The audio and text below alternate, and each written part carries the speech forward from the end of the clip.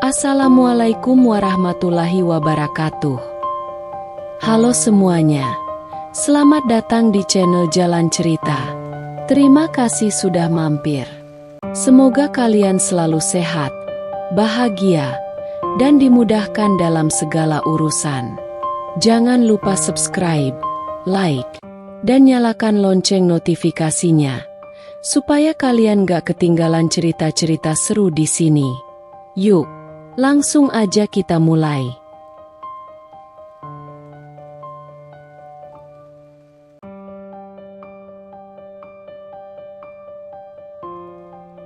Aku difitnah oleh tanteku menggoda suaminya. Padahal aku hanya lakukan hal ini. Aku, Dinda, tinggal serumah bersama ayah, ibu, dan tante Miska. Kami adalah keluarga yang cukup dekat satu sama lain, dan suasana di rumah selalu terasa hangat. Tante Miska adalah adik bungsu ibu, yang berarti dia masih tergolong cukup muda, hanya terpaut 10 tahun dariku. Keberadaannya di rumah memberi warna tersendiri. Dia bukan hanya sosok tante bagiku, tapi lebih seperti kakak perempuan yang bisa diajak bercanda, berbagi cerita, bahkan berdiskusi tentang hal-hal yang tidak selalu bisa kubicarakan dengan ibu. Salah satu alasan mengapa rumah kami terasa begitu nyaman adalah karena adanya hubungan yang baik antar anggota keluarga. Ayah adalah sosok yang sabar dan penuh tanggung jawab, selalu memastikan bahwa rumah ini menjadi tempat yang aman bagi kami semua. Ibu, seperti kebanyakan ibu lainnya, penuh perhatian dan penyayang. Dia selalu sibuk mengurus segala keperluan rumah tangga, tetapi tidak pernah lupa memberikan kasih sayang pada setiap anggota keluarga, termasuk Tante Miska. Tante Miska menikah dengan seorang pria bernama Ari, yang otomatis menjadi om bagiku. Dari awal pernikahan mereka, aku melihat bagaimana Tante Miska begitu mencintai suaminya. Dia selalu bercerita tentang kebaikan Om Ari, bagaimana Om Ari adalah sosok yang dewasa, bertanggung jawab, dan penuh kasih sayang. Aku pun, sebagai bagian dari keluarga ini, berusaha membangun hubungan baik dengan Om Ari. Aku menganggapnya seperti om atau kakak sendiri. Sejak pertama kali mengenalnya, aku memang merasa Om Ari bukan tipe pria yang terlalu kaku atau serius. Dia sering bercanda dan mudah akrab dengan siapa saja. Di awal-awal, aku merasa nyaman dengan kehadirannya. Dia sering mengajak ngobrol santai di ruang tamu, berbagi cerita tentang pekerjaannya, atau sekadar menanyakan kabarku setelah pulang kerja. Aku tidak melihat ada yang aneh dalam sikapnya, karena aku berpikir itulah caranya untuk bersikap ramah sebagai bagian dari keluarga. Di rumah ini, kami sering menghabiskan waktu bersama. Saat makan malam, kami selalu duduk di meja makan sambil mengobrol tentang berbagai hal. Kadang, ibu akan berbicara panjang lebar tentang resep masakan baru yang sedang dia coba, sementara ayah menyela dengan candaan khasnya yang membuat kami tertawa.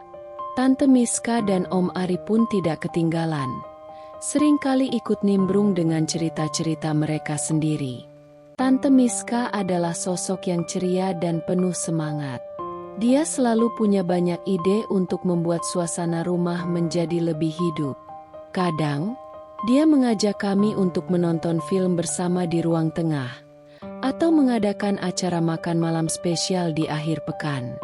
Aku selalu merasa betapa rumah ini adalah tempat yang penuh kebahagiaan dan kehangatan. Namun, meskipun semuanya tampak sempurna, ada saat-saat di mana aku mulai merasa ada sesuatu yang sedikit berbeda. Tidak ada hal besar yang mencolok, hanya perasaan samar yang sulit kujelaskan.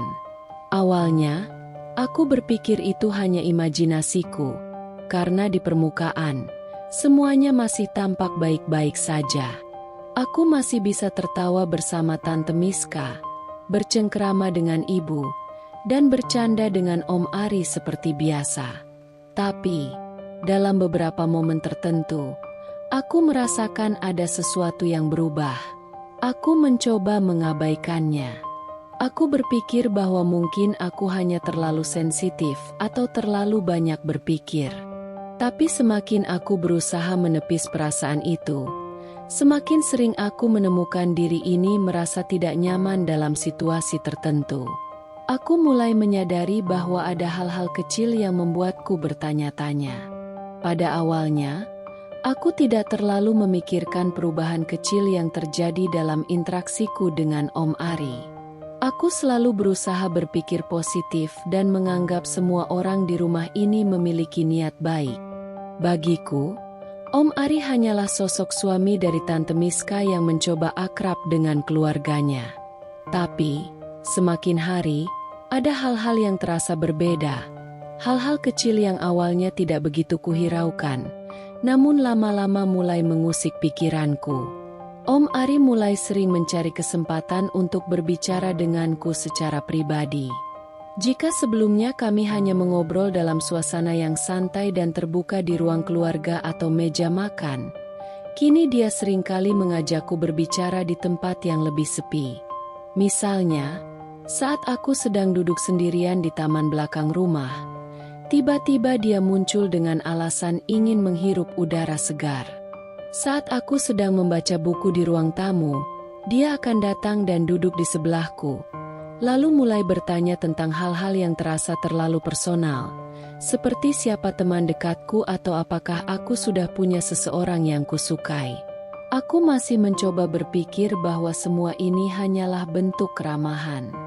Namun, ada sesuatu dalam caranya berbicara yang membuatku sedikit gelisah. Tatapan matanya lebih lama dari biasanya, seolah-olah dia sedang mengamati setiap gerak-gerikku dengan saksama. Nada suaranya terkadang terdengar terlalu lembut, bahkan nyaris berbisik, seperti seseorang yang sedang mencoba menciptakan suasana yang lebih intim. Puncaknya adalah ketika dia mulai sering mengirim pesan kepadaku.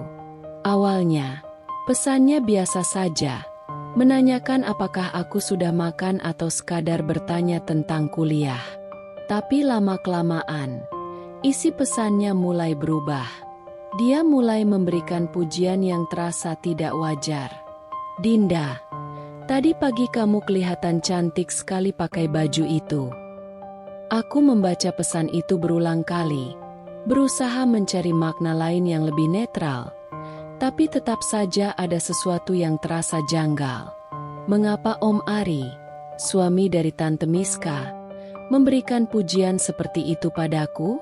Aku mencoba mengabaikan perasaan tidak nyaman yang mulai muncul dalam diriku. Aku tidak ingin berpikir buruk tentang Om Ari. Aku meyakinkan diriku sendiri bahwa mungkin dia hanya sedang berusaha menjadi sosok yang akrab dan ramah. Tapi kemudian, pesan-pesan berikutnya semakin membuatku ragu. "Dinda, kamu pasti punya banyak yang suka, ya? Kalau aku seusia kamu, mungkin aku juga bakal ngejar kamu." Jantungku berdetak lebih cepat saat membaca pesan itu. Ada sesuatu dalam kata-kata tersebut yang membuatku merasa aneh. Aku mencoba menertawakannya dalam hati, berusaha berpikir bahwa mungkin ini hanya gurauan. Tapi entah kenapa, aku tidak bisa merasa nyaman. Kata-katanya seperti memiliki makna tersembunyi yang tidak bisa kuabaikan begitu saja. Hari-hari berikutnya, keanehan semakin bertambah. Om Ari mulai sering muncul di tempat-tempat yang biasanya bukan bagian dari rutinitasnya. Misalnya, saat aku sedang mencuci piring di dapur, tiba-tiba dia berdiri di belakangku, menawarkan bantuan dengan senyum yang terasa sedikit terlalu ramah.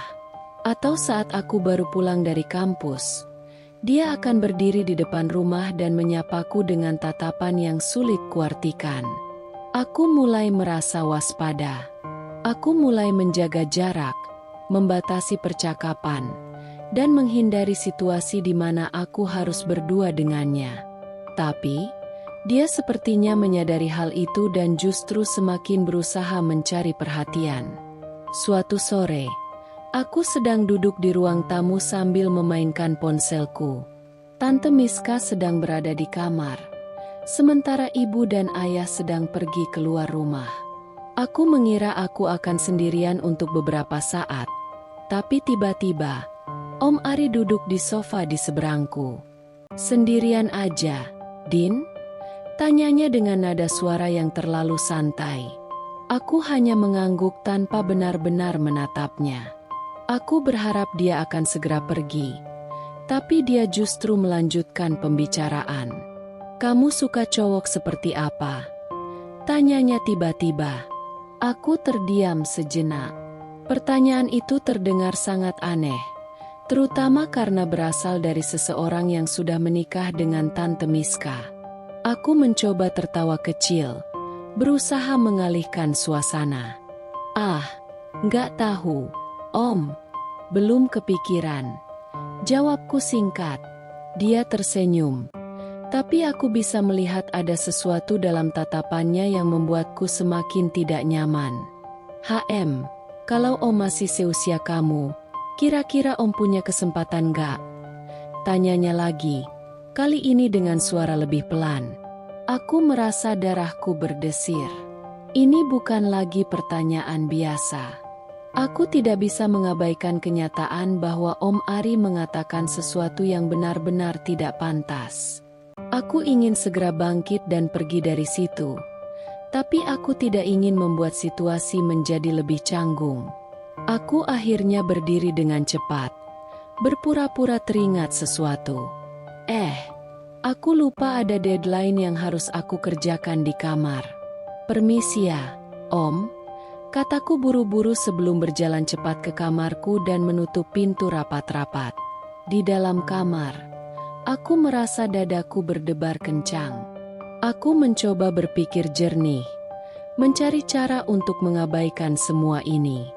Aku ingin meyakinkan diriku bahwa mungkin aku hanya salah paham, bahwa mungkin Om Ari hanya bercanda.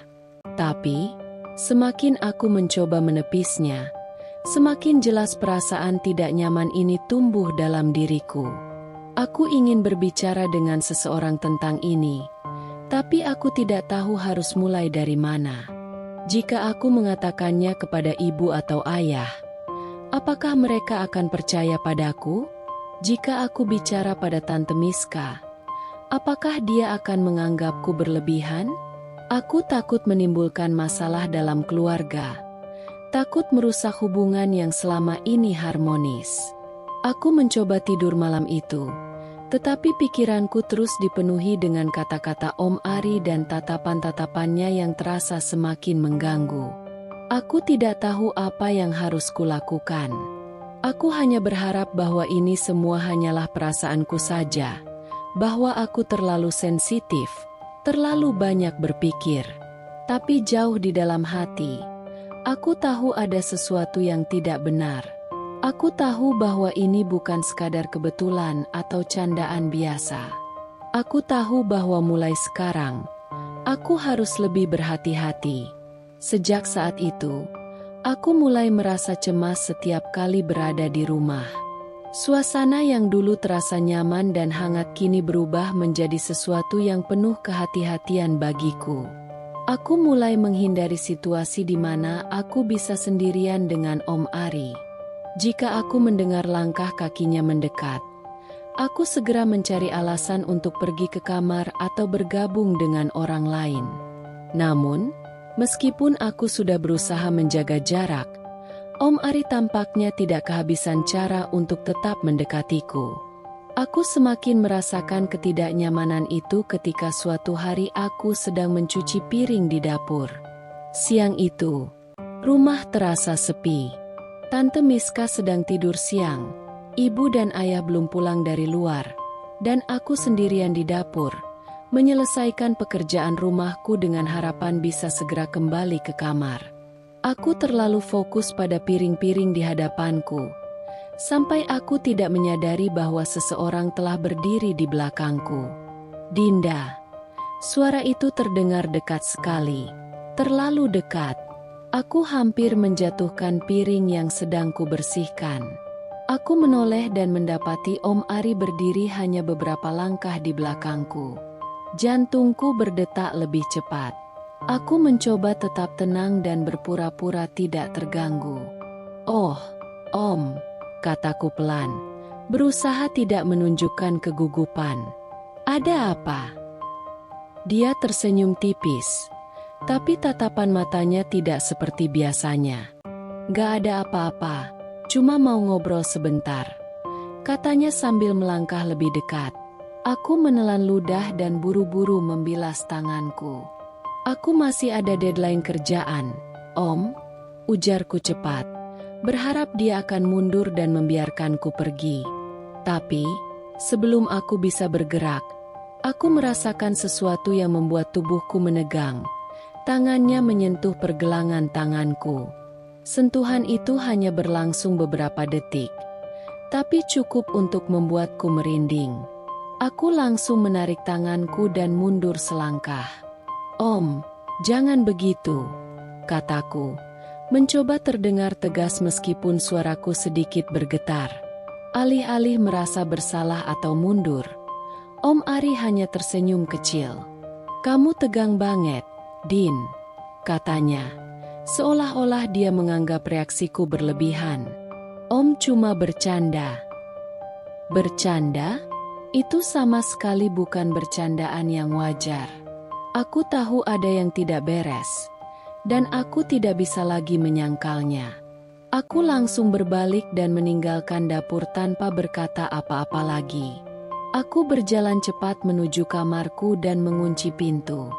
Dadaku naik turun dengan cepat. Napasku tersengal-sengal, dan tanganku masih sedikit gemetar. Aku duduk di tepi tempat tidur, mencoba menenangkan diri. Aku tidak tahu harus bagaimana.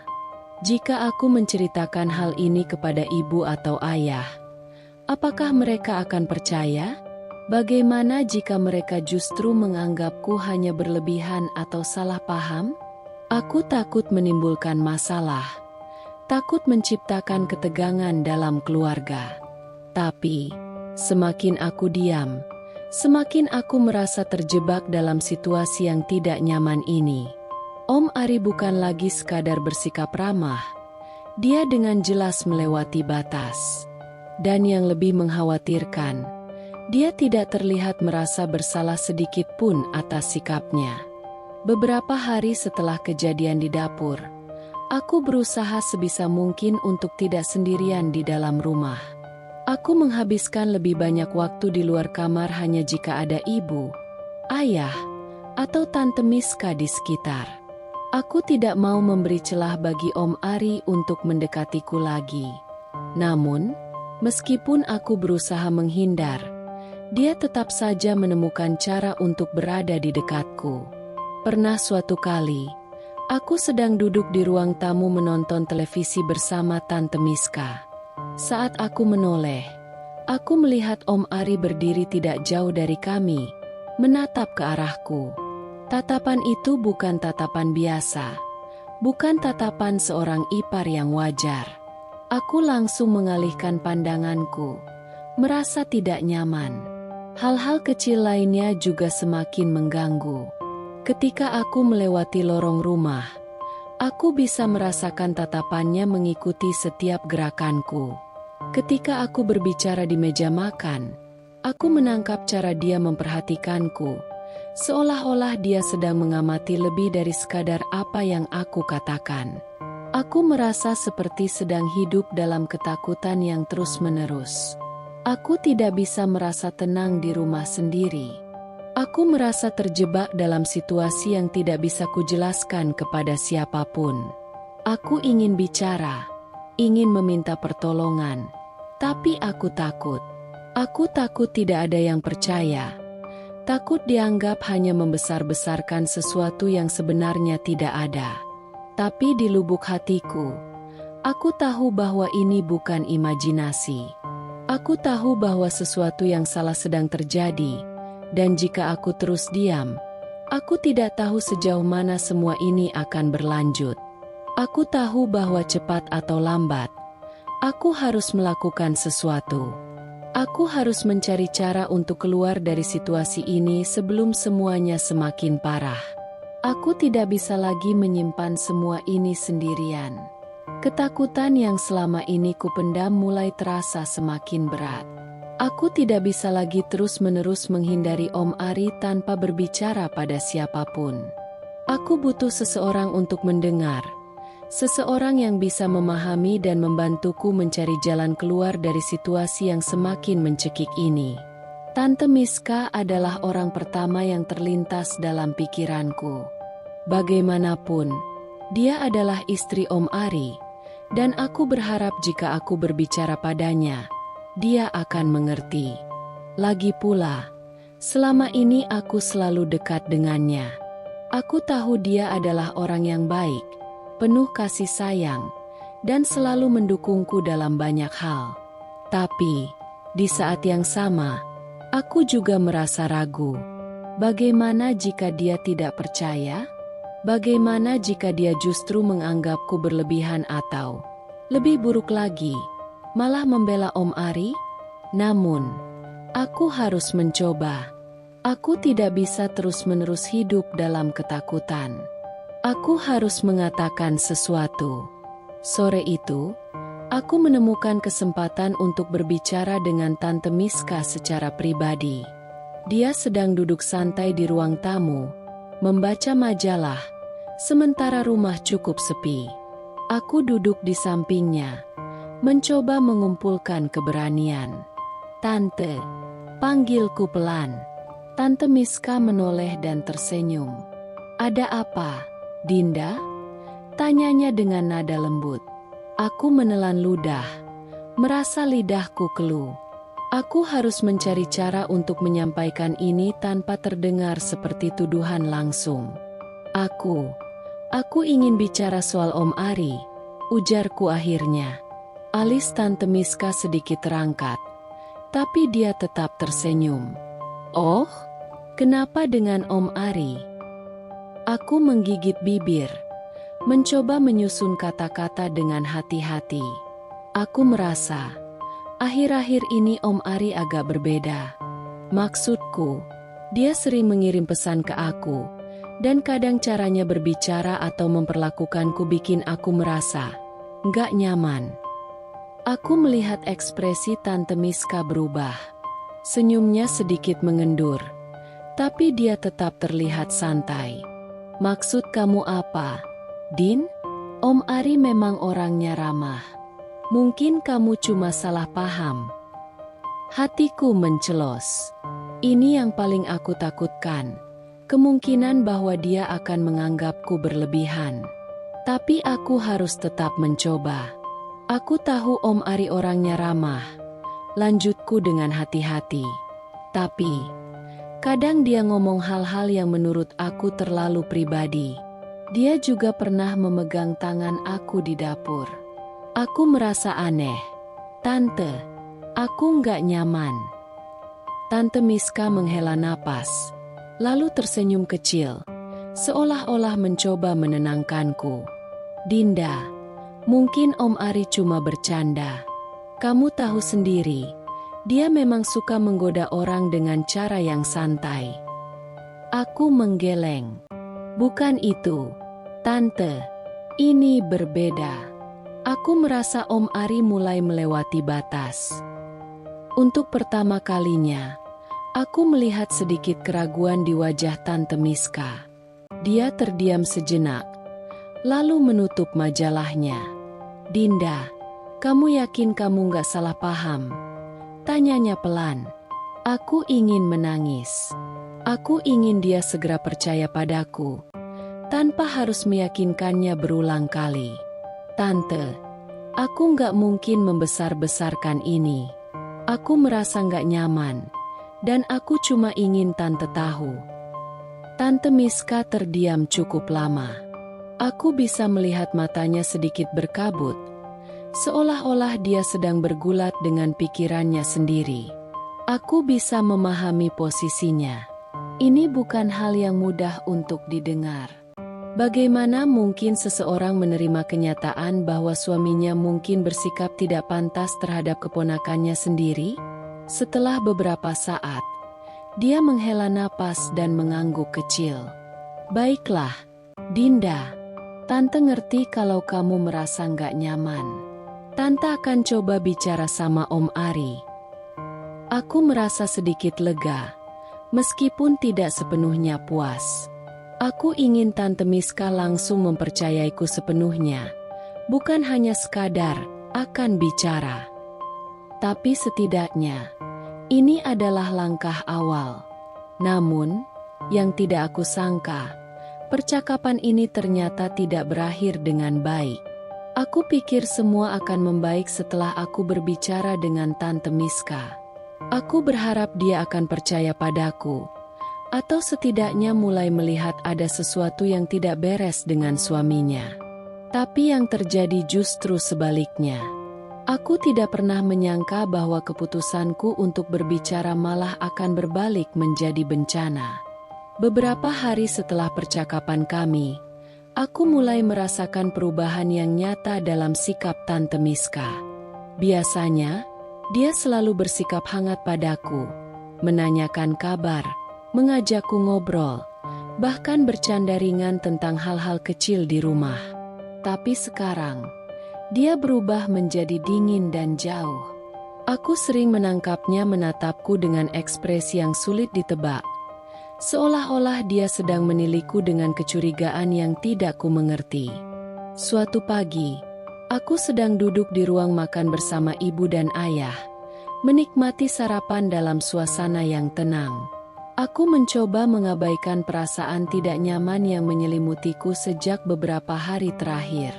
Aku berusaha bertindak biasa, meskipun di dalam hati aku masih terguncang oleh sikap Tante Miska yang tiba-tiba berubah. Namun, ketenangan itu tidak berlangsung lama. Tiba-tiba, Tante Miska masuk ke ruang makan dengan wajah merah padam dan mata yang dipenuhi amarah. Dia menatapku tajam, lalu tanpa peringatan, suara lantangnya menggema di ruangan. Dinda, kamu ini bagaimana sih? Aku tersentak kaget. Sendok di tanganku hampir terjatuh ke atas piring. Ibu dan ayah juga tampak terkejut, tidak mengerti apa yang sedang terjadi. Tante, aku mencoba berbicara, tapi dia langsung memotong. Kamu itu centil sekali ya. Mas Ari bilang kamu yang selalu mendekatinya. Dunia seolah berhenti berputar. Aku menatapnya dengan mata melebar, tidak percaya dengan apa yang baru saja ku dengar. Sejenak aku berharap aku hanya salah dengar. Atau mungkin ini semua hanya mimpi buruk yang sebentar lagi akan berakhir. Tapi tidak. Ini nyata. Om Ari berbohong? Aku ingin tertawa miris. Jadi, setelah semua yang dia lakukan, dia masih punya keberanian untuk membalikan fakta dan menuduhku? Seolah-olah akulah yang selama ini menggodanya? Aku menggeleng pelan, mencoba menahan air mata yang mulai menggenang. Tante, itu tidak benar, kataku dengan suara bergetar. Aku tidak pernah melakukan itu. Namun, Tante Miska tidak peduli. Dia sudah memutuskan untuk percaya pada Om Ari. Jadi sekarang kamu mau bilang suami Tante yang bohong? Mas Ari itu laki-laki yang baik. Dinda, kamu cuma anak muda yang belum tahu apa-apa. Aku nggak percaya kamu bisa melakukan ini, katanya penuh emosi. Ayah yang sejak tadi diam, akhirnya angkat bicara. Miska, tenang dulu. Sebenarnya ada apa ini? Tanyanya dengan nada tegas. Tante Miska menoleh ke arah ayah. Suaranya semakin tinggi. Abang tahu nggak? Dinda ini menuduh suami aku macam-macam. Aku baru saja bicara sama Mas Ari, dan dia bilang Dinda yang sering menggoda dia. Selama ini aku pikir dia cuma bercanda, tapi ternyata dia sendiri yang merasa risih dengan sikap Dinda. Aku merasa tubuhku gemetar. Tante, itu tidak benar. Aku yang merasa tidak nyaman. Aku yang selalu berusaha menghindar dari Om Ari. Aku mencoba membela diri, tapi suara Tante Miska jauh lebih lantang. "Dinda, berhenti berbohong," bentaknya. "Aku nggak menyangka kamu bisa melakukan hal seperti ini. Aku pikir kamu anak baik, tapi ternyata kamu munafik. Kamu berani menuduh suami orang tanpa bukti. Kamu pikir aku sebodoh itu untuk percaya begitu saja?" Aku merasa sesak. Seakan ada sesuatu yang menghimpit dadaku, membuatku sulit bernapas. Aku ingin berteriak, ingin menangis, ingin memberitahu semua orang betapa salahnya ini, tapi tidak ada kata-kata yang bisa keluar dari mulutku. Ibu akhirnya ikut bicara. "Miska, mungkin kita harus bicara baik-baik dulu," katanya, mencoba menenangkan suasana.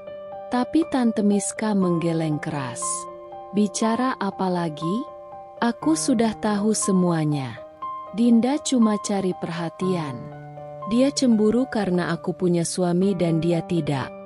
Makanya dia mencoba merusak rumah tangga aku." Kata-kata itu bagaikan pisau yang menancap di hatiku. Aku tidak pernah merasa seterhina ini dalam hidupku. Aku menatap Tante Miska dengan mata berkaca-kaca, berharap dia bisa melihat kesedihan dan keputusasaan di mataku. Tapi tidak. Dia sudah terlalu buta oleh kebohongan Om Ari. Aku berdiri dari kursi dengan tangan mengepal. Aku tidak bisa berada di sini lebih lama lagi. Kalau Tante nggak mau percaya, aku nggak bisa berbuat apa-apa, kataku lirih. Tapi aku tahu apa yang aku alami. Aku tidak berbohong. Aku berbalik dan berjalan cepat menuju kamarku, menahan air mata yang hampir jatuh. Begitu aku masuk, aku langsung mengunci pintu dan membiarkan diriku terisak di dalam keheningan. Aku merasa sendirian, dikhianati. Aku pikir aku akan menemukan perlindungan dari Tante Miska. Tapi ternyata aku justru dianggap sebagai pengganggu. Aku telah kehilangan seseorang yang selama ini kuanggap sebagai keluarga dan sahabat. Aku tidak tahu apa yang harus kulakukan sekarang. Aku tidak tahu bagaimana caranya menghadapi semua ini. Tapi yang pasti, aku tidak bisa lagi berharap bahwa semuanya akan membaik dengan sendirinya. Aku harus melakukan sesuatu. Aku tidak bisa terus-menerus menjadi korban kebohongan Om Ari. Setelah kejadian di ruang makan itu, aku merasa seluruh dunia berubah. Rumah yang selama ini terasa nyaman dan penuh kehangatan kini terasa seperti tempat yang menyesakkan. Aku tidak lagi bisa berjalan dengan bebas tanpa merasa diawasi. Setiap kali melangkah keluar dari kamar, aku merasa seolah ada mata yang menghakimiku, menatap dengan penuh kecurigaan dan kebencian. Tante Miska tidak lagi berbicara denganku. Jika kami bertemu di dapur atau ruang tamu, dia hanya melewatiku seolah aku tidak ada. Aku lebih memilih begitu, daripada harus menerima tatapan tajamnya yang penuh tuduhan. Sementara itu, Om Ari, dia tetap seperti biasa. Seolah tidak ada yang terjadi. Seolah dia tidak baru saja menghancurkan kepercayaan satu keluarga dengan kebohongannya.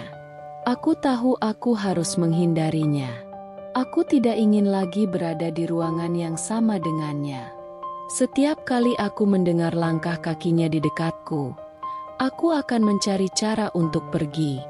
Jika dia sedang di ruang tamu, aku memilih berdiam di kamar. Jika dia ada di dapur, aku akan menunggu sampai dia pergi sebelum mengambil makanan atau minum. Tapi meskipun aku berusaha sejauh mungkin, tetap saja, dia selalu menemukan cara untuk mendekatiku. Pagi itu, aku bangun lebih awal dari biasanya. Aku berharap bisa menikmati waktu sejenak tanpa harus berhadapan dengan siapapun. Aku berjalan ke dapur dengan hati-hati, memastikan tidak ada siapapun di sana. Setelah memastikan keadaan aman, aku segera mengambil segelas air dan berdiri sejenak, mengatur napas. Namun, Sebelum aku sempat kembali ke kamar, suara langkah kaki terdengar dari belakangku. Aku merasakan bulu kuduku berdiri. Aku tidak perlu berbalik untuk tahu siapa itu. Dinda. Suara Om Ari terdengar tenang, terlalu tenang. Aku menggigit bibir, berharap dia hanya lewat dan tidak akan bicara lebih jauh. Tapi tentu saja, itu tidak terjadi. "Apa kamu sekarang menghindariku?" tanyanya dengan nada yang terdengar hampir seperti ejekan. Aku menelan ludah, berusaha mengendalikan ketakutanku. "Aku sibuk, Om," jawabku datar, masih tidak berani menoleh. Tiba-tiba, aku merasakan kehadirannya semakin dekat. Nafasnya hampir menyentuh kulitku, membuatku semakin tegang. "Kamu ini terlalu sensitif, Dinda," katanya pelan. "Kita kan keluarga. Kenapa kamu jadi begini?" Aku menggenggam gelas di tanganku lebih erat, mencoba menahan gemetar. Aku harus keluar dari sini. Aku tidak bisa berlama-lama di dekatnya. Dengan langkah cepat, aku berbalik dan berjalan keluar. Namun sebelum aku bisa melewati pintu, tangannya menyentuh lenganku. Aku tersentak. "Jangan buru-buru pergi," katanya sambil tersenyum kecil. "Kita perlu bicara." Aku langsung menarik lenganku dengan paksa. Rasa jijik menjalar di seluruh tubuhku. "Aku tidak punya apa-apa untuk dibicarakan dengan Om," kataku tegas. Lalu melangkah cepat keluar dari dapur, nyaris berlari menuju kamarku. Begitu pintu tertutup di belakangku, aku merosot ke lantai. Dadaku naik turun dengan cepat. Aku merasa seolah baru saja lolos dari sesuatu yang mengerikan. Aku menatap lenganku yang tadi disentuhnya, merasa jijik. Aku menggosoknya dengan keras, seakan bisa menghapus jejak tangannya dari kulitku. Ini tidak bisa terus begini. Aku tidak bisa terus-menerus hidup dalam ketakutan di rumah sendiri. Aku mulai berpikir, jika aku tidak melakukan sesuatu, Om Ari akan terus mencoba mendekatiku. Aku tidak tahu apa yang ada dalam pikirannya, tapi aku tahu satu hal, dia tidak akan berhenti hanya karena aku menghindarinya. Sejak pertengkaran itu, aku semakin menjaga jarak, tidak hanya menghindari Om Ari, tetapi juga Tante Miska. Aku merasa percuma jika harus berusaha menjelaskan lagi. Dia sudah terlanjur percaya pada suaminya dan melihatku sebagai pengganggu dalam rumah tangganya. Rasanya seperti berjalan di atas kaca tipis setiap kali aku keluar dari kamar. Aku tidak bisa berbuat banyak, hanya bertahan sebisa mungkin dan berharap semuanya segera berlalu. Namun, ternyata keheningan ini tidak bertahan lama. Ada sesuatu yang mulai berubah dalam sikap Tante Miska. Aku bisa merasakannya. Meskipun dia masih bersikap dingin padaku, aku mulai memperhatikan cara dia memperlakukan Om Ari. Jika dulu dia selalu bersikap lembut dan penuh kasih kepada suaminya, sekarang ada sedikit perubahan dalam caranya berbicara dan menatap. Ada kebingungan di matanya. Ada ragu yang perlahan muncul. Aku tidak tahu pasti apa yang membuatnya mulai curiga. Tapi aku merasakan perbedaan itu setiap kali kami berada dalam satu ruangan. Kadang, saat Om Ari berbicara, aku melihat Tante Miska menatapnya dengan ekspresi aneh, seolah ada sesuatu yang tidak beres. Namun, dia belum mengatakan apapun. Dia masih berusaha mempertahankan keyakinannya bahwa suaminya adalah pria yang baik, dan aku hanyalah anak muda yang terlalu berlebihan. Hari itu, aku sedang menyapu halaman depan ketika aku merasakan tatapan dari belakang. Aku menoleh sedikit dan melihat Tante Miska berdiri di ambang pintu, mengamatiku dengan ekspresi yang sulit ditebak. Aku pura-pura tidak menyadari kehadirannya dan melanjutkan pekerjaanku, tetapi jantungku berdetak lebih cepat. Apakah dia akhirnya mulai melihat sesuatu yang selama ini kupertahankan sendiri? Tapi sebelum aku bisa berpikir lebih jauh, suara langkah mendekat. Aku tahu suara itu. Langkah kaki yang membuatku merasa terperangkap di dalam rumah ini. Om Ari. Dinda, kamu rajin sekali, katanya dengan nada santai. Aku tetap menunduk, mencoba mengabaikannya. Namun, yang membuatku terkejut adalah reaksi Tante Miska. Ari, kamu ini sedang apa? Suaranya tajam, lebih tajam dari biasanya. Aku langsung menoleh dan melihat ekspresi wajahnya yang kini terlihat lebih tegang. Om Ari tampak terkejut sesaat, tetapi dengan cepat memasang senyum andalannya. Apa maksudmu, sayang? Aku hanya menyapa Dinda, itu saja. Tapi Tante Miska tidak mudah diyakinkan kali ini. Dia melipat tangan di depan dada. Tatapannya penuh selidik. Kenapa kamu selalu ada di dekatnya? Tanyanya pelan, tetapi penuh tekanan. Aku menahan napas. Aku tidak menyangka dia akan mengatakan itu. Om Ari tertawa kecil, tetapi ada sedikit kegugupan dalam nada suaranya. Miska, jangan aneh-aneh. Aku cuma sedang lewat. Itu saja. Aku bisa melihat Tante Miska masih belum puas dengan jawabannya. Ada sesuatu dalam ekspresinya yang menunjukkan bahwa dia tidak sepenuhnya percaya. Aku tidak tahu apa yang telah mengubah pikirannya. Apakah dia mulai memperhatikan gerak-gerik Om Ari, atau mungkin ada sesuatu yang terjadi di luar sepengetahuanku. Tapi satu hal yang pasti, dia tidak lagi sepenuhnya percaya pada suaminya. Ketegangan di antara mereka terasa jelas, dan untuk pertama kalinya sejak semua ini terjadi, aku melihat Om Ari kehilangan kendali atas situasi. Biasanya, dia selalu bisa memutarbalikkan keadaan dan membuat dirinya tampak tidak bersalah. Tetapi kali ini tidak semudah itu. Tante Miska mulai mempertanyakan sesuatu yang selama ini dia abaikan. Aku menelan ludah dan mencoba untuk tetap tenang. Aku tidak ingin menambah masalah. Aku hanya berharap bahwa ini adalah awal dari kebenaran yang akhirnya mulai terungkap. Dan jika Tante Miska akhirnya melihat apa yang sebenarnya terjadi, mungkin, untuk pertama kalinya, aku tidak akan merasa sendirian dalam menghadapi ini. Setelah insiden di teras itu, rumah yang selama ini terasa menyesakan kini berubah menjadi medan perang. Aku tidak pernah melihat hubungan Tante Miska dan Om Ari setegang ini. Mereka masih mencoba untuk terlihat normal di depan orang lain, tetapi aku bisa merasakan bahwa di balik senyum mereka, ada sesuatu yang retak. Malam itu, setelah makan malam, aku mendengar suara ribut dari kamar mereka. Dinding rumah ini tidak terlalu tebal, dan meskipun aku berusaha untuk tidak mendengarkan, suara mereka cukup keras untuk menembus tembok yang memisahkan kami. Mas, aku ingin tahu yang sebenarnya. Suara Tante Miska terdengar marah, bukan hanya sekadar kesal seperti biasanya. Ini adalah kemarahan yang datang dari kebingungan, dari kecurigaan yang terus-menerus menghantuinya.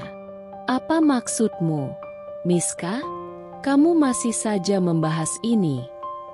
Suara Om Ari terdengar lelah, tetapi aku bisa merasakan nada defensifnya. Iya, karena aku mulai merasa ada sesuatu yang salah. Kenapa setiap kali aku melihatmu, kamu selalu berada di dekat Dinda? Kenapa aku mulai merasa bahwa dia selama ini tidak berbohong? Aku menahan napas di dalam kamarku. Apakah ini artinya dia mulai percaya padaku? Kamu terlalu banyak berpikir, jawab Om Ari. Suaranya mulai kehilangan kesabaran. Aku sudah bilang, itu semua hanya salah paham. Dinda duluan yang menggodaku. Kamu ini bagaimana sih, Miska? Aku suamimu. Kenapa kamu lebih memilih percaya pada anak itu daripada aku? Karena aku mulai melihatnya sendiri, bentak Tante Miska. Aku melihat bagaimana caramu menatapnya. Aku melihat bagaimana kamu selalu berusaha bicara dengannya. Aku melihat bagaimana dia selalu berusaha menjauh darimu. Aku mendengar suara sesuatu dibanting. Mungkin piring, atau mungkin hanya suara tangan yang menghantam meja. Aku tidak bisa tahu pasti, tetapi suara itu membuat jantungku berdetak lebih cepat. Aku sudah cukup. Aku ingin kebenaran, Mas. Ini gila. Kamu membuat masalah dari sesuatu yang tidak ada. Suara Om Ari terdengar semakin marah. Kalau kamu tidak bisa percaya padaku, lalu apa gunanya kita menikah? Hening. Aku menunggu. Aku menahan napas. Apa yang akan terjadi sekarang? Setelah beberapa detik yang terasa seperti selamanya, aku mendengar suara Tante Miska lagi, tetapi kali ini lebih pelan, lebih terluka. Mas, aku mencintaimu, tapi aku juga mencintai keponakanku. Aku tidak ingin ada yang terluka. Tapi semakin aku melihat ini, semakin aku merasa bahwa akulah yang salah selama ini. Aku tidak bisa menutup mata lagi.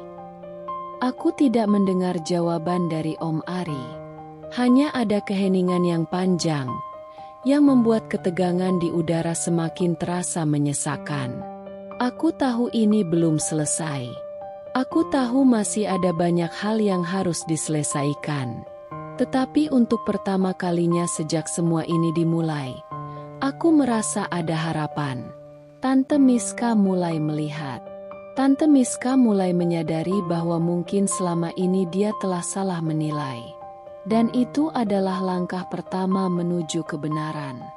Meskipun Tante Miska mulai menunjukkan tanda-tanda kecurigaan, itu tidak menghentikan Om Ari. Aku berharap pertengkaran mereka akan membuatnya berhenti, setidaknya untuk sementara waktu. Tetapi yang terjadi justru sebaliknya. Om Ari seolah semakin berani, semakin nekat. Aku merasakannya dalam tatapannya yang kini lebih terang-terangan. Jika dulu dia berusaha menyembunyikan niatnya dengan bersikap seolah-olah ramah dan peduli, sekarang dia sudah tidak peduli lagi. Setiap kali aku melewati ruang tamu, aku bisa merasakan matanya mengikuti gerakanku. Setiap kali kami berpapasan di lorong rumah, dia selalu melontarkan senyum kecil yang membuatku merinding. Aku mencoba menghindarinya sebisa mungkin, tetapi rumah ini terlalu kecil untuk benar-benar bisa lari darinya. Bahkan di dalam kamarku sendiri, aku tidak merasa sepenuhnya aman. Suatu malam, aku sedang berbaring di tempat tidur, berusaha tidur lebih awal setelah hari yang melelahkan. Tapi aku sulit memejamkan mata. Aku terus memikirkan apa yang telah terjadi, pertengkaran antara Tante Miska dan Om Ari, serta bagaimana akhirnya dia mulai sedikit percaya padaku. Aku merasa lega, tapi sekaligus takut. Bagaimana jika Om Ari semakin nekat? Dan saat itulah aku mendengar suara langkah kaki di depan pintuku. Aku membeku. Napasku tertahan. Langkah itu tidak terdengar seperti langkah yang biasa. Itu bukan langkah seseorang yang hanya kebetulan lewat. Itu adalah langkah yang berhenti tepat di depan kamarku. Aku menahan napas lebih lama, berharap aku hanya berhalusinasi, bahwa mungkin itu hanya Tante Miska yang sedang ke kamar mandi. Tetapi beberapa detik kemudian, aku mendengar suara yang membuat seluruh tubuhku gemetar. Dinda. Suaranya pelan, hampir seperti bisikan, tetapi cukup jelas untuk membuatku tahu siapa yang berdiri di luar pintu. Aku langsung menarik selimut lebih erat, seolah itu bisa melindungiku. Aku berharap dia hanya akan berdiri di sana sebentar dan kemudian pergi. Tapi suara gagang pintu yang berputar membuatku sadar bahwa aku tidak bisa hanya berdiam diri. Aku melompat dari tempat tidur dan berlari ke pintu, menahannya dengan kedua tanganku. Aku beruntung karena sudah menguncinya dari dalam, Tetapi tetap saja, aku bisa merasakan pintu sedikit bergetar saat dia mencoba membukanya dari luar. "Om Ari, pergi!" Suaraku terdengar gemetar, tapi aku berusaha terdengar tegas. Tidak ada jawaban. Hanya ada keheningan yang membuat bulu kuduku berdiri. Aku tidak bisa melihatnya, tetapi aku tahu dia masih berdiri di sana. Aku tidak tahu berapa lama waktu berlalu. Mungkin 1 menit, mungkin lebih. Tapi akhirnya, aku mendengar suara langkah kaki menjauh. Aku tetap berdiri di dekat pintu, masih gemetar, memastikan dia benar-benar pergi. Malam itu, aku tidak tidur.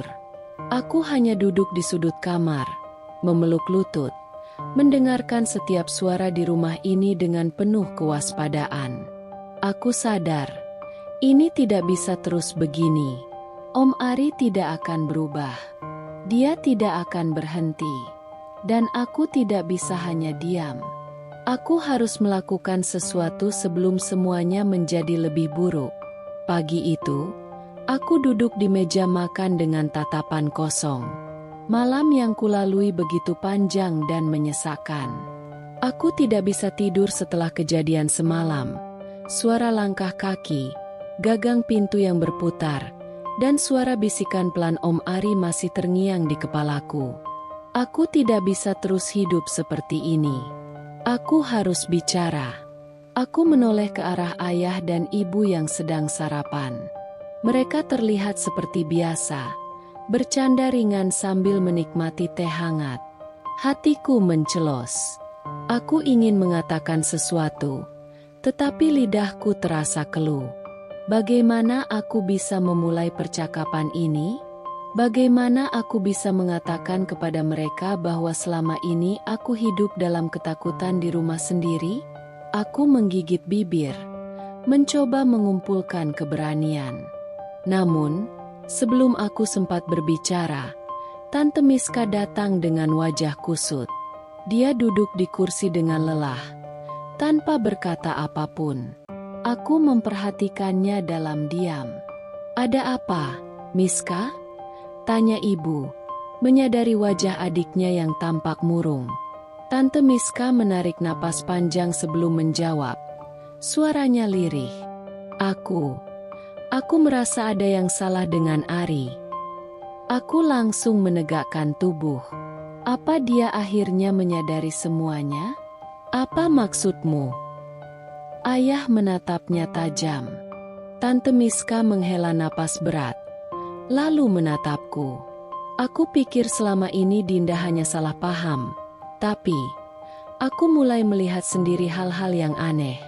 Cara Ari berbicara dengannya, bagaimana dia selalu mencari alasan untuk berada di dekat Dinda, dan semalam, aku melihatnya berdiri di depan kamar Dinda. Ibu dan ayah langsung menoleh ke arahku dengan tatapan terkejut. Aku menunduk, merasa dadaku sesak. "Dinda, itu benar." Suara ibu terdengar khawatir. Aku menggigit bibir, lalu mengangguk pelan. "Iya, Bu. Semalam aku ketakutan." Dia mencoba membuka pintu kamarku. Seketika ruangan menjadi hening. Aku melihat wajah ayah yang mulai memerah karena marah. "Kenapa kamu tidak bilang dari dulu?" Suaranya meninggi, membuatku semakin menunduk. Aku menghela napas, berusaha menahan air mata. Aku takut. Yah, aku takut kalau aku bicara. Tidak ada yang percaya padaku lagi. Dan aku juga tidak mau dianggap membuat masalah lagi. Ibu langsung meraih tanganku, menggenggamnya erat. Matanya berkaca-kaca. "Dinda, ini bukan salahmu. Kamu tidak seharusnya menanggung ini sendirian. Maafkan kami kalau sempat percaya omongan Ari." Aku tidak bisa lagi menahan tangisku. Selama ini aku memendam semuanya sendiri, berpikir bahwa aku bisa menghadapi ini tanpa melibatkan orang lain. Tapi aku salah. Aku butuh mereka. Aku butuh keluargaku. Ayah berdiri dengan geram. Mana dia sekarang? Tante Miska menunduk. Dia masih tidur. Tanpa berpikir panjang, ayah langsung berjalan ke kamar Om Ari. Aku dan ibu buru-buru menyusul, sementara Tante Miska tampak ragu. Aku bisa melihat ketakutan di matanya. Meskipun dia marah dan kecewa pada suaminya, aku tahu bahwa ini bukan keputusan yang mudah baginya. Ayah menggedor pintu kamar dengan keras. Ari, bangun. Kita bicara sekarang. Tidak lama kemudian, pintu terbuka. Om Ari berdiri di ambang pintu dengan wajah mengantuk, tetapi ekspresinya berubah begitu melihat ayah yang menatapnya dengan sorot mata tajam. Ada apa, Pak? Tanyanya dengan suara serak. Ayah langsung mendorong pintu lebih lebar dan melangkah masuk. Aku ingin tahu apa maksudmu selama ini mengganggu Dinda. Ekspresi Om Ari berubah. Sekilas, aku melihat ketakutan di matanya, tetapi dia cepat menguasai diri. Pak, saya tidak tahu apa yang Anda maksud. Aku maju selangkah, meskipun tubuhku gemetar. Om, aku sudah cukup diam. Aku sudah cukup menahan semuanya sendiri. Tapi semalam, aku tahu Om ada di depan pintu kamarku. Aku tahu Om mencoba masuk. Om Ari menoleh ke arahku, lalu tersenyum kecil. Senyum yang selama ini membuatku merasa tidak nyaman. Dinda, kamu salah paham lagi. Aku hanya ingin memastikan kamu baik-baik saja. Ayah langsung melangkah maju dengan geram. Jangan pura-pura polos. Ari, kau pikir aku akan percaya omong kosongmu setelah apa yang dikatakan Dinda dan Miska? Selama ini kau telah melewati batas. Om Ari menatap Tante Miska, seolah meminta perlindungan. Miska, kamu tahu aku tidak seperti itu, kan? Kamu percaya padaku, kan? Tante Miska menatapnya dengan mata berkaca-kaca, tetapi kali ini, dia tidak ragu-ragu. Tidak, Mas, aku tidak bisa percaya lagi. Aku melihat semuanya sendiri. Wajah Om Ari memucat. Untuk pertama kalinya, dia tidak bisa mengendalikan situasi. Aku bisa melihat ketakutan di wajahnya, dan itu membuatku sadar. Dia tidak pernah menyangka bahwa aku akan mendapatkan dukungan dari keluarga. Ibu menggenggam tanganku lebih erat. Dinda, kamu tidak sendiri. Kami semua di sini untukmu. Aku mengangguk, merasakan beban berat yang selama ini kupikul perlahan terangkat. Aku tidak tahu apa yang akan terjadi selanjutnya, tapi satu hal yang pasti, aku tidak akan pernah merasa sendirian lagi. Setelah kejadian di rumah, ayah memutuskan bahwa masalah ini tidak bisa dibiarkan begitu saja. Kami harus membawa ini ke keluarga besar. Tidak hanya sebagai bentuk klarifikasi, tetapi juga untuk memastikan bahwa semua orang tahu kebenarannya. Aku merasa cemas. Sejak kecil, aku diajarkan bahwa menjaga nama baik keluarga adalah hal yang sangat penting. Dan sekarang, aku merasa seperti orang yang akan mengoyak keharmonisan itu. Namun, ketika ibu menggenggam tanganku sebelum kami berangkat ke rumah kakek dan nenek, dia menatapku dengan penuh keyakinan. Dinda, kamu tidak melakukan kesalahan apapun. Jangan merasa bersalah, katanya. Aku mengangguk pelan, meskipun rasa takut masih menghantui dadaku. Aku tahu, di pertemuan keluarga nanti, tidak semua orang akan langsung percaya padaku. Selalu ada kemungkinan bahwa beberapa dari mereka akan lebih memilih membela Om Ari. Ketika kami tiba di rumah kakek dan nenek, hampir seluruh keluarga sudah berkumpul. Paman, bibi, sepupu, semua ada di sana. Suasana yang biasanya penuh dengan canda tawa kini terasa tegang. Tante Miska duduk di sebelahku, wajahnya pucat, dan aku tahu bahwa dia pun sedang berjuang dengan perasaannya sendiri. Tak butuh waktu lama sebelum ayah membuka pembicaraan. Kami berkumpul di sini bukan tanpa alasan, katanya dengan suara yang dalam dan tegas. Ada hal serius yang harus dibicarakan mengenai rumah tangga Miska dan Ari. Beberapa orang langsung menoleh ke arah Tante Miska dan Om Ari, yang duduk di ujung ruangan dengan wajah kaku. Ada apa sebenarnya? Tanya salah satu paman dengan alis berkerut. Ayah menoleh ke arahku. Aku tahu, ini saatnya aku berbicara. Aku menarik napas panjang dan mencoba menenangkan diri sebelum membuka suara. Selama beberapa bulan terakhir, aku mengalami perlakuan yang membuatku tidak nyaman, kataku. Suaraku sedikit bergetar. Om Ari sering mendekatiku dengan cara yang tidak seharusnya. Aku mencoba menghindar, tapi dia semakin berani. Sampai akhirnya, semalam dia mencoba masuk ke kamarku.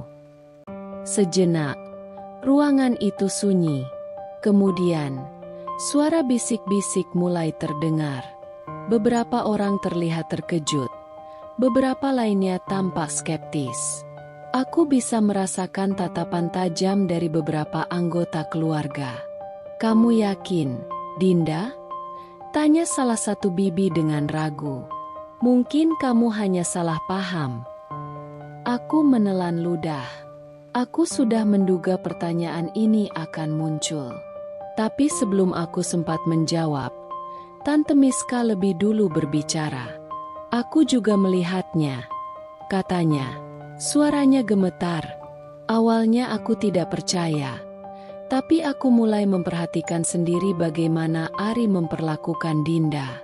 Aku melihatnya berdiri di depan kamar Dinda tengah malam.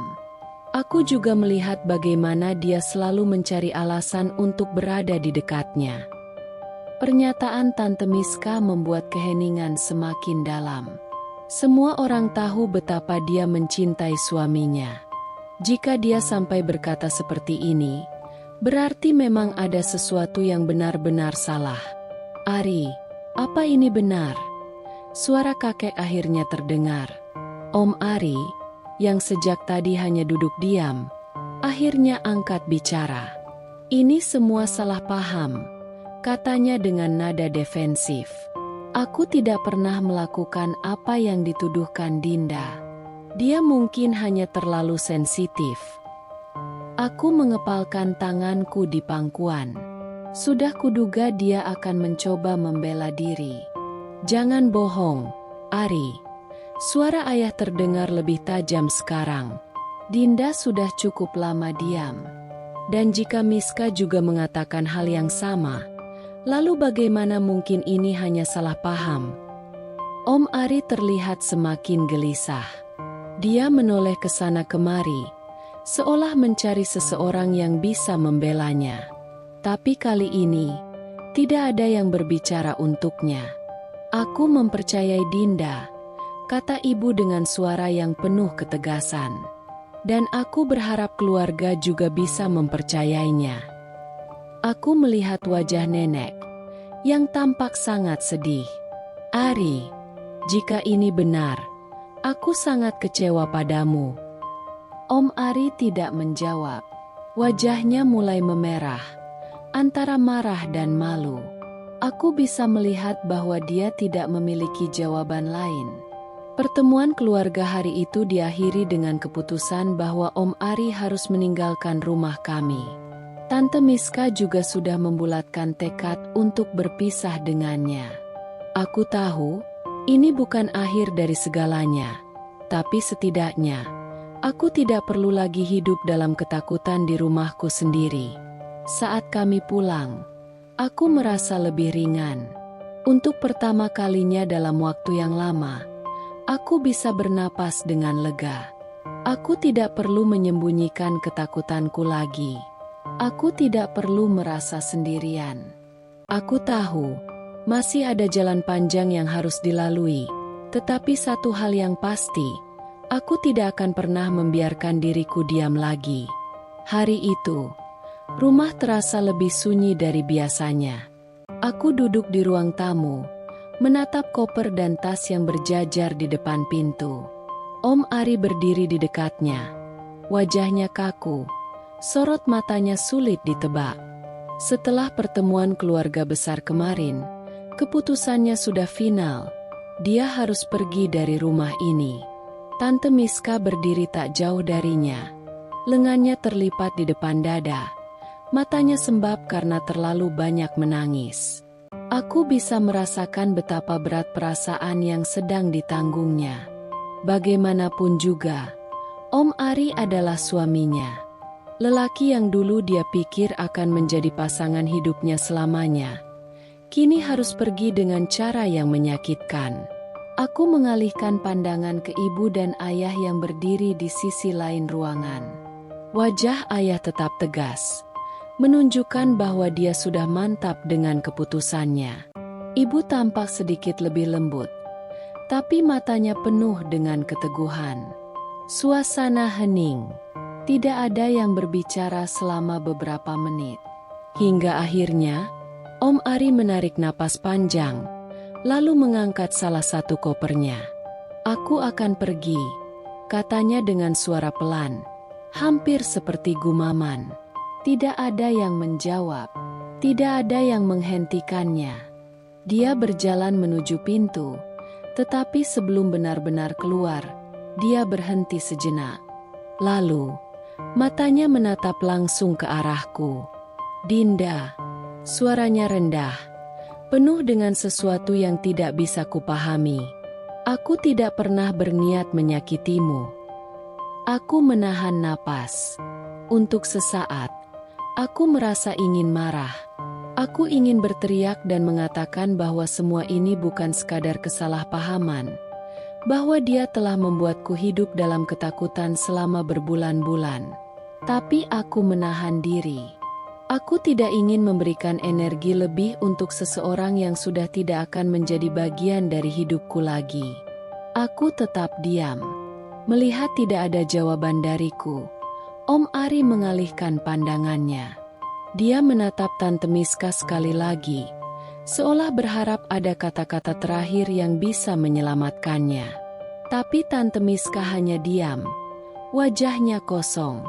Akhirnya, tanpa menunggu lebih lama, Om Ari membuka pintu dan melangkah keluar. Saat pintu tertutup di belakangnya, aku merasa seolah seluruh ruangan dipenuhi dengan kelegaan yang begitu besar. Aku menarik napas panjang. Untuk pertama kalinya sejak kejadian ini dimulai, aku merasa bisa bernapas dengan lebih mudah. Namun, saat aku menoleh ke arah Tante Miska, aku melihat air matanya jatuh satu persatu.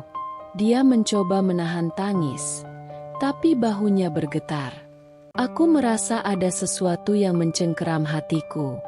Meskipun aku lega Om Ari pergi, aku tahu bahwa bagi Tante Miska, ini adalah perpisahan yang jauh lebih menyakitkan. Tanpa ragu, aku melangkah mendekat dan meraih tangannya. "Tante." Dia menatapku, matanya berkaca-kaca. Lalu, dia menarikku ke dalam pelukannya. Aku bisa merasakan betapa berat bebannya saat dia memelukku erat, seolah mencoba menemukan kekuatan dalam kehadiranku. "Aku minta maaf, Dinda," bisiknya. Suaranya serak, penuh dengan penyesalan yang tulus. "Aku seharusnya percaya padamu sejak awal." Aku menggeleng pelan. "Tante, ini bukan salah Tante. Aku tahu ini sulit untuk Tante juga." Kami tetap berpelukan selama beberapa saat, membiarkan emosi kami mengalir tanpa kata-kata. Aku merasa, untuk pertama kalinya, aku dan Tante Miska benar-benar saling memahami perasaan masing-masing. Di sisi lain ruangan, ibu dan ayah hanya mengawasi kami dengan ekspresi lembut. Mereka tahu bahwa momen ini bukan sekadar tentang Om Ari yang pergi, tetapi tentang bagaimana aku dan Tante Miska mencoba memperbaiki hubungan kami yang sempat retak. Hari itu, meskipun ada kesedihan di dalam rumah, aku tahu bahwa ini adalah langkah awal menuju sesuatu yang lebih baik. Om Ari telah pergi, dan kami akan belajar untuk melanjutkan hidup tanpa bayang-bayangnya lagi. Setelah kepergian Om Ari, rumah terasa berbeda. Awalnya, ada kekosongan yang sulit dijelaskan, seperti ada sesuatu yang hilang, meskipun aku sendiri tidak pernah menginginkannya ada. Namun, perlahan, perasaan itu mulai berganti dengan ketenangan yang selama ini kurindukan. Tidak ada lagi tatapan-tatapan yang membuatku gelisah. Tidak ada lagi pesan-pesan yang membuatku takut membuka ponsel. Aku merasa seperti bisa bernapas lega di dalam rumahku sendiri. Namun, aku tahu bahwa bagi Tante Miska, ini adalah fase yang jauh lebih sulit. Aku sering menemukannya duduk termenung di teras. Tatapannya kosong menatap langit senja. Dia tidak banyak bicara, tidak banyak tersenyum. Aku tahu bahwa di dalam hatinya, dia masih bergulat dengan emosi yang begitu dalam, antara kehilangan, penyesalan, dan upaya menerima kenyataan. Suatu malam, aku memberanikan diri untuk menemaninya di teras. Aku duduk di sebelahnya, membawa 2 cangkir teh hangat yang kubuat di dapur. Saat aku menyodorkan 1 cangkir kepadanya, dia menoleh dan tersenyum kecil, senyum yang hampir tidak terlihat. "Terima kasih, Dinda," katanya pelan. Kami duduk dalam keheningan cukup lama, hanya mendengar suara jangkrik di kejauhan dan angin malam yang berhembus lembut. "Tante, bagaimana perasaan Tante sekarang?" tanyaku akhirnya, dengan hati-hati. Tante Miska menarik napas panjang sebelum menjawab. "Jujur saja, masih berat." Dia mengaduk teh di tangannya tanpa benar-benar meminumnya. Aku tahu keputusanku benar, tapi tetap saja sulit menerima bahwa semua ini harus berakhir seperti ini. Aku menatapnya, mencoba memahami perasaannya. "Tante, aku tahu ini menyakitkan, tapi Tante sudah melakukan hal yang benar. Tante memilih untuk tidak hidup dalam kebohongan, dan aku sangat menghargai itu." Dia menoleh ke arahku. Matanya berkilat dengan air mata yang belum jatuh. "Dinda, aku benar-benar menyesal pernah menuduhmu. Aku seharusnya percaya padamu sejak awal." Aku tersenyum tipis, lalu menggenggam tangannya. "Yang penting sekarang kita ada di sini, Tante. Kita bisa saling mendukung." Tante Miska akhirnya menitikkan air matanya. Tapi kali ini, aku tahu itu bukan hanya air mata kesedihan. Itu juga air mata kelegaan. Dia menggenggam tanganku lebih erat, seolah menemukan kekuatan dalam kebersamaan kami. Sejak saat itu, hubungan kami semakin dekat. Kami mulai sering menghabiskan waktu bersama. Kadang, kami duduk berdua di dapur, memasak sambil bercanda. Aku mulai mengenal sisi lain dari Tante Miska yang selama ini mungkin tertutup oleh bayang-bayang pernikahannya. Dia sebenarnya adalah perempuan yang ceria, hangat, dan sangat penyayang. Suatu hari, dia mengajakku pergi ke salon bersama. "Dinda, aku ingin mencoba sesuatu yang baru," katanya dengan semangat yang tidak pernah kulihat sebelumnya. Aku mengangguk antusias. "Ayo, Tante mau potong rambut." Dia tertawa kecil.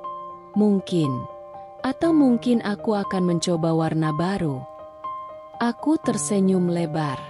Ini adalah pertama kalinya aku melihatnya begitu bersemangat sejak perpisahannya dengan Om Ari.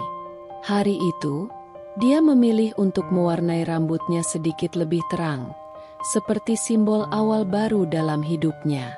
Malamnya, saat kami pulang, dia menatap bayangannya di cermin dan tersenyum puas. Aku merasa seperti versi baru dari diriku sendiri, katanya sambil menoleh ke arahku. Aku mengangguk, karena tante memang sedang memulai sesuatu yang baru. Seiring waktu, aku menyadari bahwa bukan hanya Tante Miska yang berubah. Aku sendiri juga merasa lebih kuat. Pengalaman ini mengajarkanku banyak hal, tentang batasan, tentang keberanian untuk bersuara, dan tentang bagaimana menghadapi kenyataan meskipun pahit. Dan yang paling penting, aku menyadari satu hal, keluarga yang sesungguhnya adalah mereka yang tetap ada, yang memilih untuk memperbaiki kesalahan, dan yang tetap saling mendukung meskipun keadaan tidak selalu sempurna. Malam itu, sebelum tidur, Tante Miska mengetuk pintu kamarku. Aku menoleh dengan heran saat dia berdiri di ambang pintu, ragu-ragu. "Ada apa, Tante?" tanyaku. Dia tersenyum hangat. "Aku cuma ingin bilang, terima kasih sudah ada untukku." Aku tersenyum kembali. "Aku juga berterima kasih, Tante. Kita saling ada." Dia mendekat, lalu memelukku erat sebelum akhirnya kembali ke kamarnya. Aku menatap langit-langit sebelum tidur malam itu, merasa bersyukur. Aku mungkin telah kehilangan rasa nyaman selama beberapa waktu, tapi aku mendapatkan sesuatu yang jauh lebih berarti, hubungan yang lebih erat dengan seseorang yang kini benar-benar bisa kupanggil keluarga. Setelah semua yang terjadi, aku mulai menyadari bahwa hidup tidak selalu berjalan sesuai dengan harapan kita. Kadang, kenyataan begitu pahit hingga kita ingin lari darinya. Tapi, justru dalam kepahitan itulah, kita menemukan pelajaran berharga yang tidak akan pernah kita dapatkan jika segalanya selalu berjalan mulus. Aku banyak merenung setelah kepergian Om Ari dan setelah melihat bagaimana Tante Miska berjuang untuk berdiri kembali. Aku melihat bagaimana dia melewati hari-harinya dengan campuran kesedihan dan kekuatan. Bagaimana dia berusaha bangkit meskipun hatinya masih penuh luka. Aku belajar bahwa terkadang, keputusan yang benar bukanlah yang paling mudah. Tante Miska bisa saja memilih untuk tetap bertahan dalam kebohongan, tetap mempertahankan pernikahan yang telah ternoda, tetapi dia memilih untuk meninggalkannya, karena dia sadar, tidak ada gunanya mempertahankan sesuatu yang hanya akan menyakitinya lebih dalam. Dari semua yang terjadi, aku juga belajar untuk lebih menghargai diriku sendiri. Aku belajar bahwa ketika sesuatu membuatku tidak nyaman, aku berhak untuk bersuara. Dulu, aku takut mengatakan yang sebenarnya karena aku khawatir akan menghancurkan keharmonisan keluarga. Aku takut dianggap berlebihan. Tapi kini, aku tahu bahwa perasaan tidak nyaman bukanlah sesuatu yang bisa diabaikan begitu saja.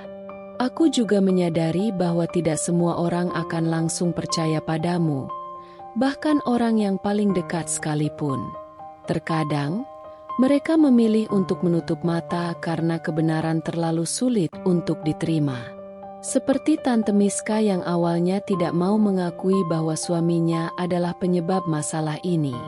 Tapi aku belajar bahwa selama kita bertahan dengan kebenaran, selama kita tidak menyerah untuk membela diri, maka pada akhirnya, kebenaran itu akan terungkap juga.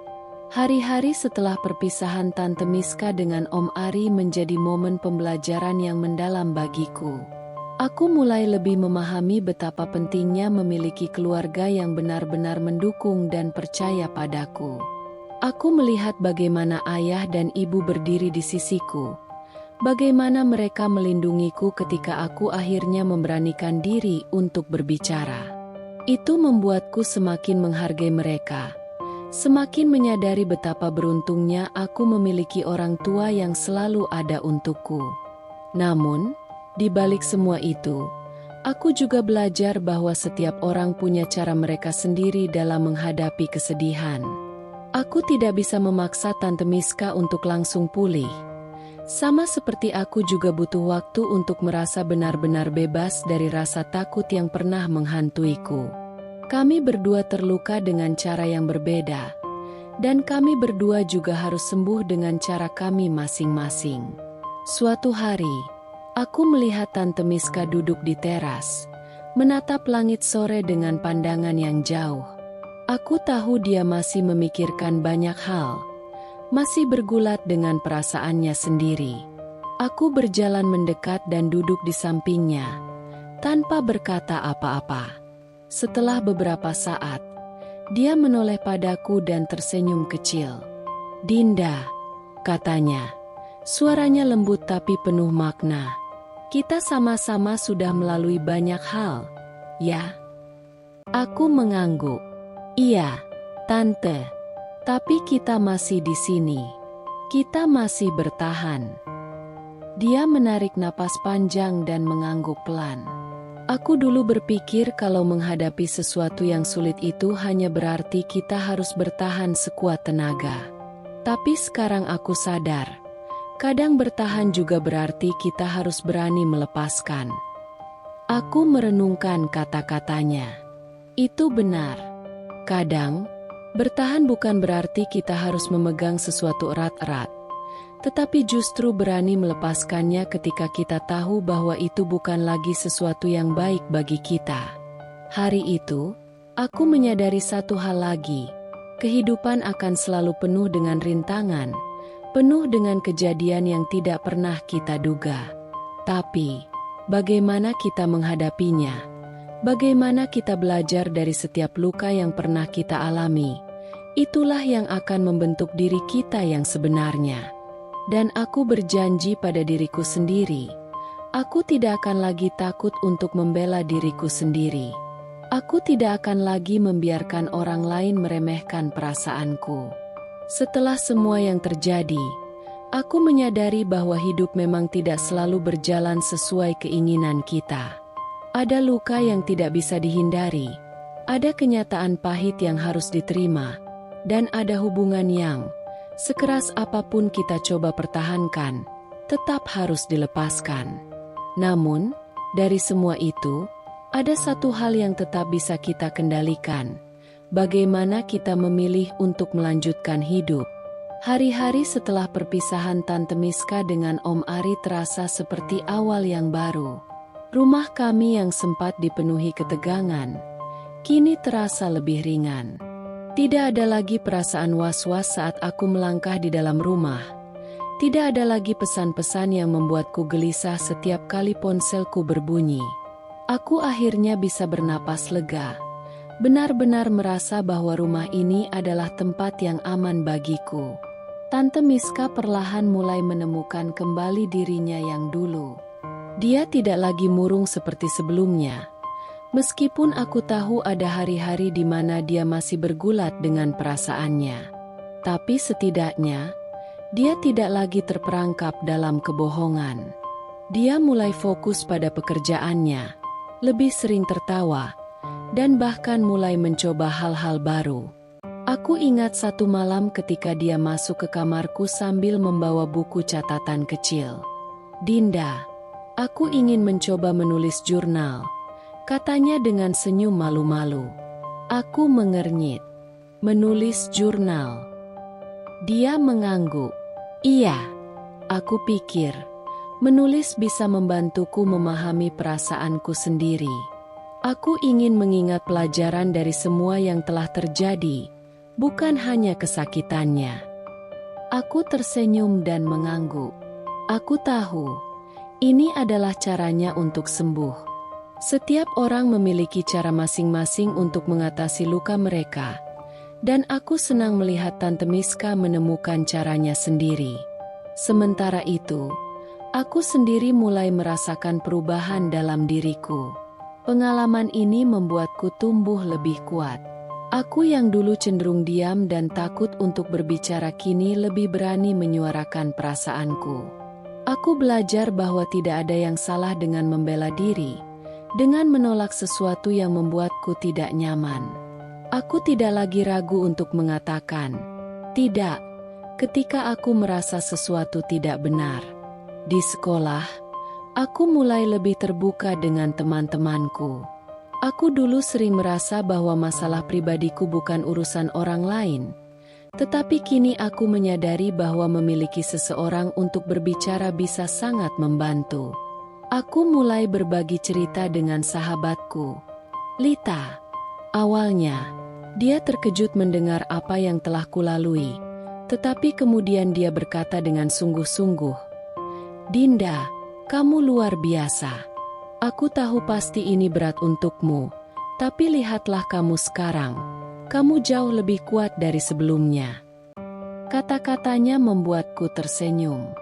Ya, aku telah melalui masa sulit, tetapi aku tidak hancur. Aku masih di sini, berdiri lebih kuat dari sebelumnya. Suatu sore, aku dan Tante Miska duduk di taman belakang rumah sambil menikmati teh hangat. Angin sepau-sepau berhembus, membawa ketenangan yang telah lama kurindukan. "Tante," kataku pelan, "apa Tante masih menyesal?" Dia menatapku sebentar sebelum menjawab. "Dulu, iya. Aku menyesal karena tidak percaya padamu sejak awal. Aku menyesal karena membiarkan diriku terjebak dalam hubungan yang salah." Dia berhenti sejenak, tersenyum kecil. "Tapi sekarang, aku tidak lagi menyesal. Aku belajar banyak dari semua ini.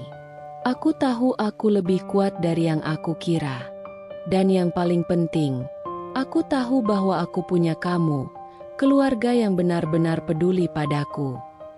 Aku tersenyum, merasa hangat mendengar kata-katanya. "Aku juga belajar banyak, Tante," kataku.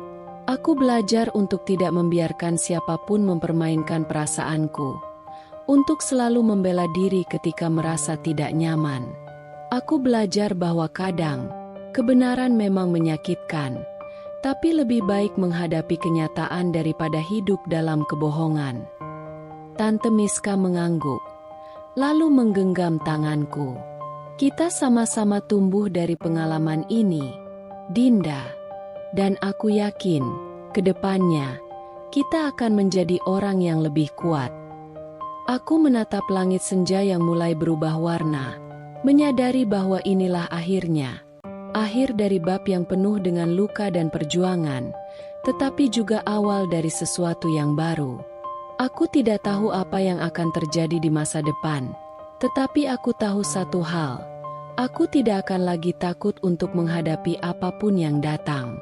Aku, Tante Miska, dan keluargaku telah melalui badai yang hampir menghancurkan kami. Tapi kami bertahan. Kami belajar. Dan sekarang, kami siap untuk melangkah ke masa depan yang lebih cerah.